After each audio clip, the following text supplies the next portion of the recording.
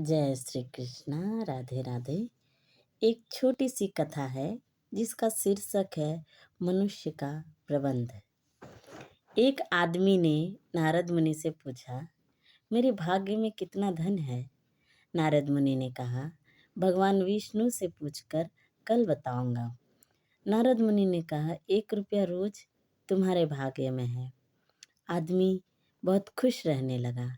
उसकी ज़रूरतें 1 रुपये में पूरी हो जाती थी। एक दिन उसके मित्र ने कहा, मैं तुम्हारे सादगी जीवन और खुश देखकर बहुत प्रभावित हुआ और अपनी बहन की शादी तुमसे कराना चाहता हूँ। आदमी ने कहा, मेरी कमाई 1 रुपया रोज की है। इसको ध्यान में रखना। इसी से ही गुजर बसर करना पड़ेगा तुम्हारी बहन को। मित्र ने कहा, कोई बात नहीं, मुझे रिश्ता मंजूर है। अगले दिन से उस आदमी की कमाई 11 रुपया हो गई।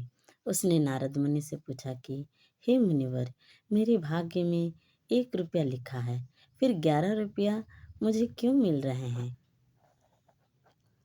नारद मुनि ने कहा, तुम्हारा किसी से रिश्ता या सगाई हुई है क्या? हाँ, हुई है, उसने जवाब दिया। तो यह तुमको 10 रुपये उसके भाग्य के मिल रहे हैं। इसको जोड़ना शुरू करो, तुम्हारे विवाह में काम आएंगे। नारद जी ने जवाब दिया। एक दिन उसकी पत्नी गर्भवती हुई और उसकी कमाई 31 रुपया होने लगी।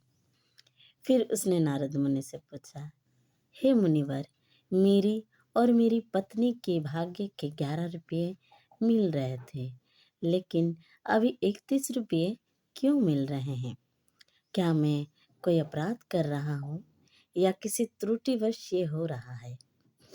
मुनिवर ने कहा, यह तेरे बच्चे के भाग्य के 20 रुपये मिल रहे हैं। हर मनुष्य को उसका प्रारंभ भाग्य मिलता है।